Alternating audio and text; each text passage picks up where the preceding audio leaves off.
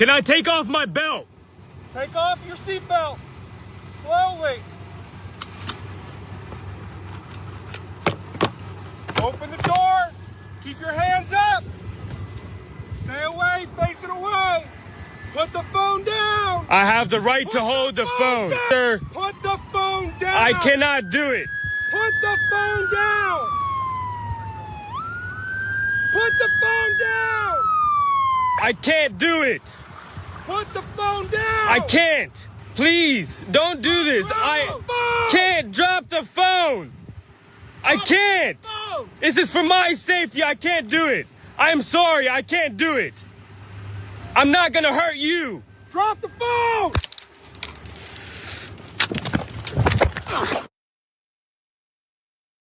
So we've seen a lot of video of people needlessly being tased by the cops. And generally, other people nearby are the ones that have to be brave and make sure that a visual record of it remains. That guy, who has since been identified as Rahman Mohammed Mifsa, that was incredibly brave, because while, look, he ends up getting tased, and I can only imagine how devastating that was.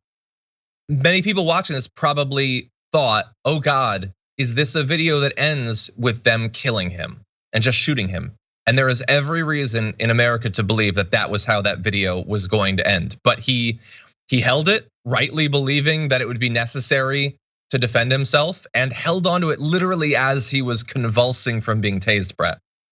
I think there needs to be some kind of very obvious communication as to what your rights are in America, like what to do to avoid these situations. And it needs to go back to the cops, because I watch a lot of these videos all day, trying to look through stories to see what's happening, and we cover a lot of them on this show. And there is a growing tone within these videos that you see where someone is trying to make a video, like regardless of whether they are actually in the right or wrong, they're trying to make a video and tell the cops what their rights are. And that's reads weird to me. But at the same time, we all know that on the pre-existing body cam video, there's a complementary or supplementary affect among police officers, where police officers have this thing that they know they're being a police officer and they're exerting their extra authority. To me, those two things cancel out. Like, I just need video of this event. What about this guy holding what's obviously a phone affects the dynamic of this dude getting arrested? I see he yells, put the phone down. Why? The only reason you would not want him to have the phone is so he can't record anything. 2 days ago on Dr. Ritchie's show, we went through a report where the police officer said that this guy pushed the police officer back, so he had to arrest him. That was in the report. But then we saw the surveillance footage, and in the surveillance footage, the cop pushes the victim, and the victim kind of reels and puts his arm, does a circular motion with his arms that seems wildly involuntary, but definitely at the same time not aggressive. And I needed that footage to prove that, otherwise it would be, well, the police report says. So in this situation, I think police officers who continue to insist that people put their phone down when obviously we're just creating a body cam and a cell phone records of this event, they just need to give that up. And if you're arresting the guy, arrest him. But don't tase a guy because he won't put his phone down.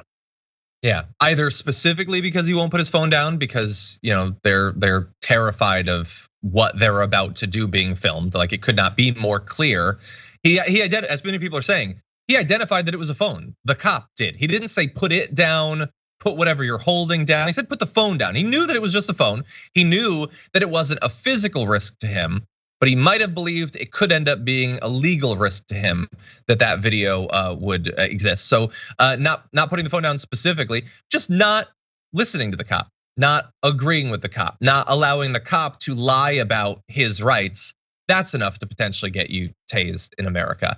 And they call those non-lethal. It's not non-lethal. People die and have serious health effects from being tased.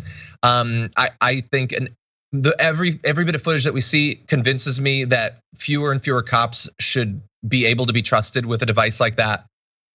Fundamentally, like as we always say, it is so hard to imagine how you reform a system like this when these people who are not just capable of human flaws, but seem regularly to be among the most flawed people, are given the right of like life and death, like to decide for people.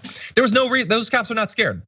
I mean, maybe they were scared. There was no reason for them to be scared. No reasonable person says in that interaction they were worried that that guy was about to kill them. They just didn't like what he's doing. And knowing that they're being filmed, they thought, we can tase him if we want. You know what? It's a bit of a risk. The camera's there, but honestly, he's kind of making me mad. So whatever, I'm tasing this guy. It is amazing what we allow cops to get away with. Thankfully, it didn't go beyond the tasing. I understand people would be scared of that.